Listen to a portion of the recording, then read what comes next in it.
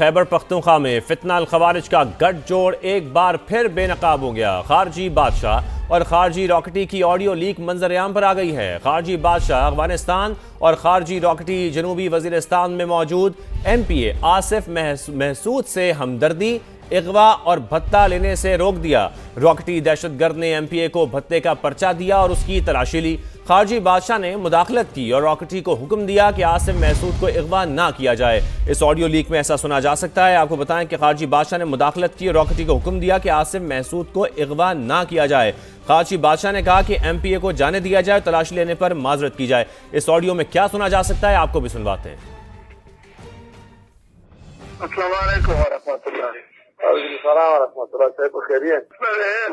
ہاں انا دلته هم دغه تکاسونه سره را به تاسو نه موبایل نه بل په بل دي څه دی دلته یو کار سره راوړل ام پی آصف چې اجازه ترته وغوښته دا نه اجازه کوي د شایي پیدا وکړو کېدای شي ورانه نه مې دا څونه ده خالي وکړه خالي چې ټلیفون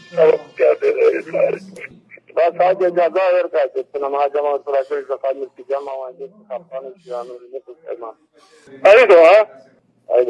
تو یہ آڈیو آپ نے سنی۔ خیبر پختونخوا میں فتنہ الخوارج کا گٹھ جوڑ ایک بار پھر سے بے نقاب ہو گیا ہے۔ خارجی بادشاہ اور خارجی راکٹی کی آڈیو لیک منظر عام پر آ گئی ہے، جو کہ آپ کو سنائی بھی گئی۔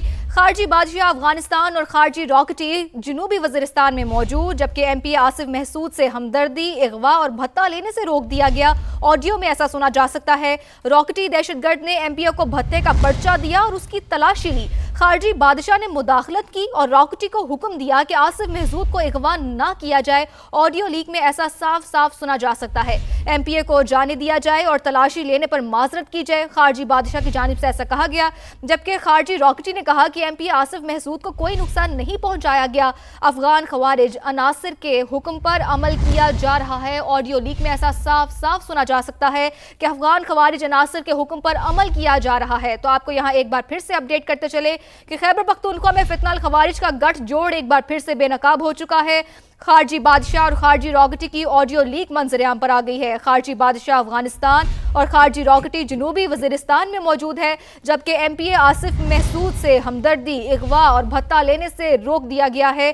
ایم پی اے آصف محسود سے ہمدردی، اغوا اور بھتہ لینے سے روک دیا گیا، اور یہ آڈیو میں بھی سنا جا سکتا ہے۔ راکٹی دہشت گرد نے ایم پی اے کو بھتے کا پرچہ دیا اور اس کی تلاشی لی، جبکہ خارجی بادشاہ نے مداخلت کی اور راکٹی کو حکم دیا کہ آصف محسود کو اغوا نہ کیا جائے۔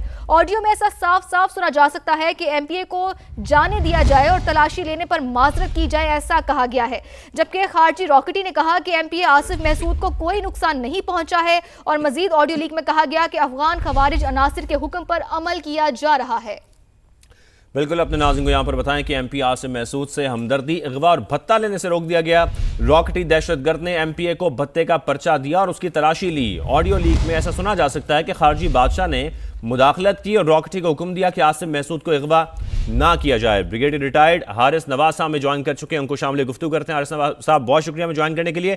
حارث صاحب، جس طریقے سے اس آڈیو کو سنا جا سکتا ہے، یہ تو صاف سنائی دے رہا ہے کہ کس طریقے سے گٹھ جوڑ ہے یہاں پر ایک سیاسی جماعت کی ایم پی اے کا اور فتنہ الخوارج کا، اور اس گٹھ جوڑ کو ایک بار پھر بے نقاب ہوتا ہم دیکھ رہے ہیں اس آڈیو لیک کے ذریعے۔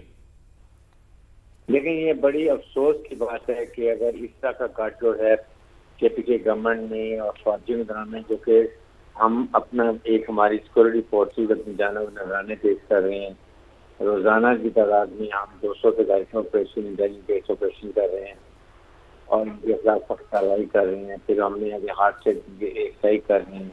اگر ہم اس طرح کی ہمیں خبریں ملتی ہیں، یہ بہت افسوس کی بات ہے، جس میں خاص طور پہ آپ نے دیکھا کہ افغانستان میں ایک بیٹھے جو خارجی بادشاہ نے جو ایک اس کے بعد آپ نے اس کے بعد ایک پرچہ دیا ہے، جس میں جنوبی ہندوستان کے آصف کو انہوں نے ایک آصف محسود کو چیک کیا، اس کے بعد فوراً اس سے بادشاہ کا رنگ آ جاتا ہے اور وہ آگے کہتا ہے کہ اس کو جو یہاں پر پارٹی کا ایک رکن ہے اس کو کہ اس کو نہ اس کی عزت کریں، اس کو نقصان نہ پہنچے، ہمدردی کا اظہار کیا جاتا ہے۔ یہ اس سے یہ پتہ چلتا ہے کہ واقعی کی کے پی کے کی حکومت میں اور فوجیوں میں کا گٹھ جو ہے، اور یہ ایسے بالکل نہیں ہونا چاہیے۔ اس سے اب یہ سوچنے کہ کتنا نقصان ہو رہا ہے ہماری سیکورٹی فورسز کو اس کے بعد جو اگر کے پی گورنمنٹ ساتھ نہیں دیتی ہے تو اسی کی وجہ سے ہمارے ملک وقت بیسیکلی ختم بھی نہیں ہو رہی ہے.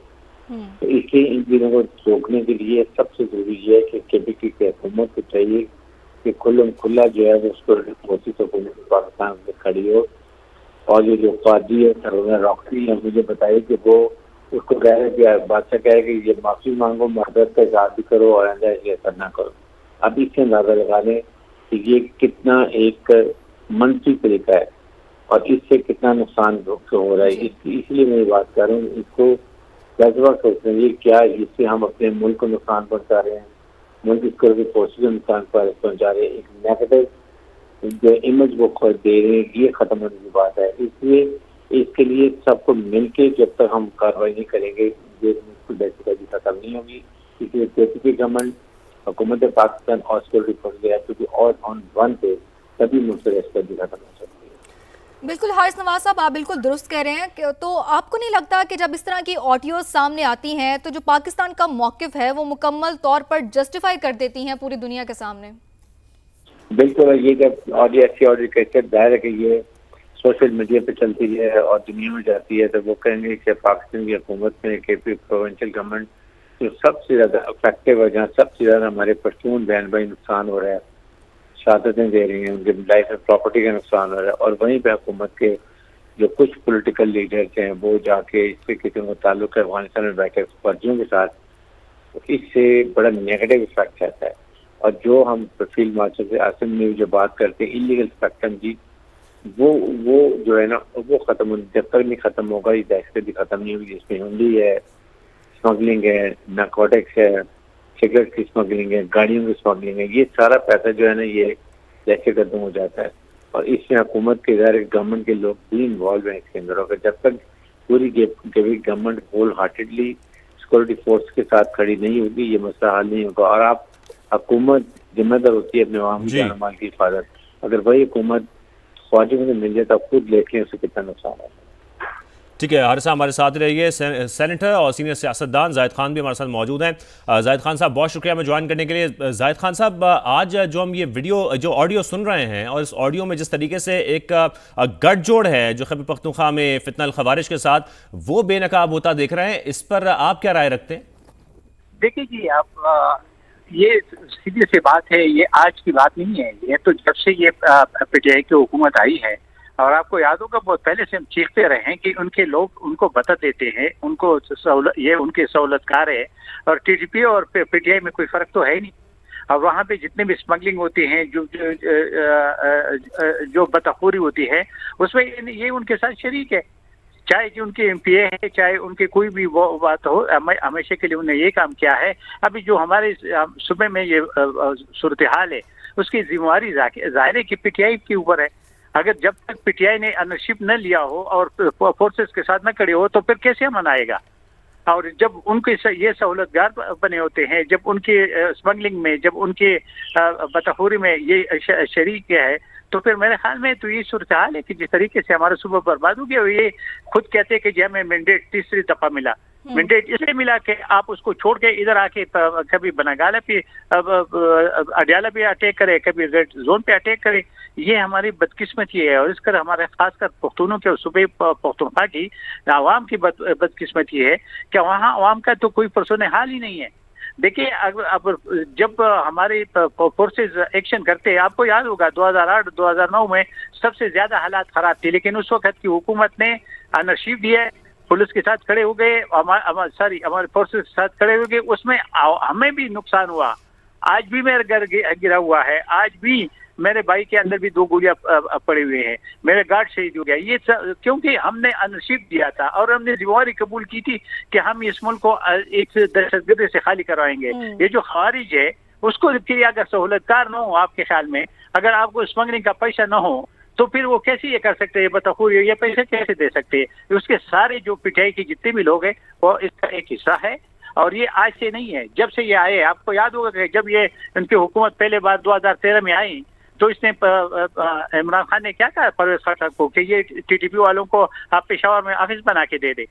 تو جب یہ سوچو, اور پھر جب بیت اللہ مسعود سے بات کرنے کی بات ہو گئی تھی تو یہ بیت اللہ مسعود کے نمائندگی تھا, उसने अपने नुमाइंदे इमरान खान को मुकर्रर किया था। तो आप मुझे बता दें कि जिसको आपको याद है कि उनको तालिबान खान कहते थे, क्यों कहते थे? वजह यही थी कि ये तो उन्हीं के साथ ही है, ये आज तक ये इसलिए ये डरते हैं और डरने के वजह से न तो उनके खिलाफ तो बात करते हैं, ना हमारे फोर्सेस को सब सपोर्ट करते हैं, ना नरशिप लेते हैं, और वो जो उनके स्मगलिंग और उसमें जो पैसा जितने भी गलत तरीके से आते हैं उनके ये सहूलतकार बनी है। और सुबह का जो सत्यानाश किया जो आवाम के साथ जो मुश्किलात में मुब्तला है। और ये आपने सुना है जो ऑडियो लीक हुआ है, ये क्या रहा है, ये कहाँ बैठे हुए, ये अफगानिस्तान में बैठे हुए। और बदकिस्मती जिनको हमने सपोर्ट किया, जब हुकूमत वहाँ पे जिनके आई वो अभी उनके लिए सहूलतकार है जो हमारे खिलाफ इस्तेमाल हो रहे। और ये हिंदुस्तान के कहने पे और जो मुल्क हमारे खिलाफ है उसके पैसा और उसकी चीज़ों से, और ये हमारे अपने मुल्क के जो हुक्मरान हैं पख्तूनख्वा के, वो उनके साथ इस चीज़ में शरीक है। और ये सब कुछ यही हो रहा है। ये सही जाहिद खान साहब, जैसा कि आपने भी अभी कहा कि लोग स्मगलिंग में मुलविस हैं, भत्ताखोरी में मुलविस हैं, और फिर इस तरह की ऑडियो सामने आना, तो आपके ख्याल से सूबे में ऑपरेशन की किस हद तक ज़रूरत है?